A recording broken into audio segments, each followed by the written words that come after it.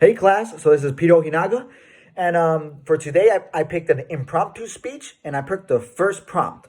Okay, so the first prompt is our insignificance is often the cause of our safety.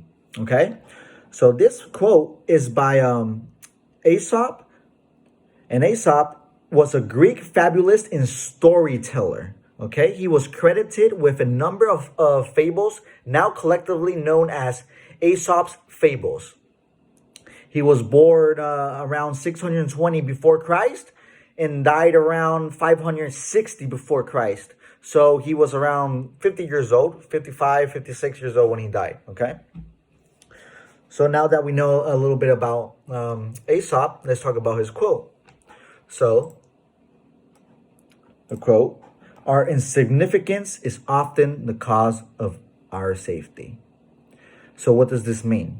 Okay, it can mean many things, but for me, for example, it means when you don't give much thought to something, basically you just forget about something that might not be that important to you, and then it just pops up. It causes a concern for safety. So let's say, for example, you're crossing a street, okay? You're crossing a street, and you normally look, left and right, for the sidewalk. You look left, look right, and you don't see any cars.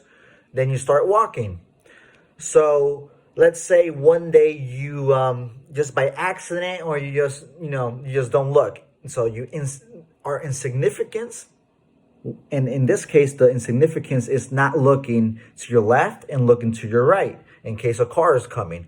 So let's say that's your insignificance. So our insignificance is often the cause of our safety. Okay, so let's say that normally you look left and right, see if a car is coming, whatever, and one day you don't check, and you're looking at your phone, or you're listening to music on your headphones, whatever, listening to a podcast, and you start walking, and you believe that there's no vehicle in your sight. And then let's say that this car, he goes vroom, and he just passes by you right in front of you. He almost hits you, and you startle, you jump, you're like, oh God. So this basically is what the quote means to me. Of course, there's many more examples, but this is probably the one of the easiest examples that I could put into simple words for everybody to understand, and it's really the simplest form for me to actually understand it too. But like I said, it could be said in many different ways.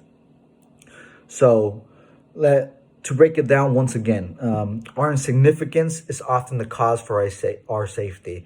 So, you cross the road so many times in your life that you're like, oh, well, I'm just going to cross because normally I cross and nothing happens. Okay. So you cross and a car goes boom, almost hits you. Your insignificance of not looking to the left and not looking to the right caused harm to your safety. Okay.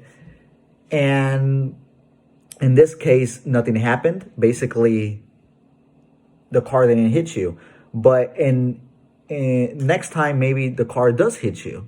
So this can be used for many different types of things. So this was the example I used, and I think it's pretty obvious to understand. And I could agree with this quote. Our insignificance is often the cause for our safety. And it happens to a lot of us. Another example could just be going to the gym, for example. Go to the gym, lifting up weights. You could be going to the gym. Let's say you've been to the gym for 6 months. You're just lifting weights.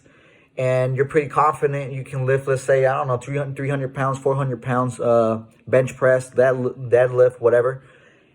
And you think you're pretty confident, but you're not sure. But you do it anyways. And then you get injured. Let's say like you lift and then like your pec tears or your bicep, whatever, and you get injured. So your insignificance is often the cause of your safety. You think you can do it. You've been going to the gym for a long time. You think you can lift heavy weights, but then bam, you lift the heavy weight once, Maybe you've done it before, but this time you do it anyways, knowing that the first time you maybe hurt yourself a little bit, and bam, the second time you do it, you actually tear the muscle. And then if you like lifting weights, and then you get injured, then you can't lift anymore. You got to go to the hospital. You got to pay bills for them to fix you up. And it might take 2 years or 3 years for you to get fully operational and start going back to the gym to do what you were doing the first day you went. So basically, by being insignificant about your own safety, you're losing time.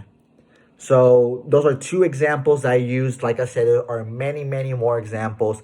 Every person can come up with their own examples. But like I said, I totally agree with this quote. And it's important to be significant, not insignificant, but to be significant. This is Pierre Ojinaga, and thank you.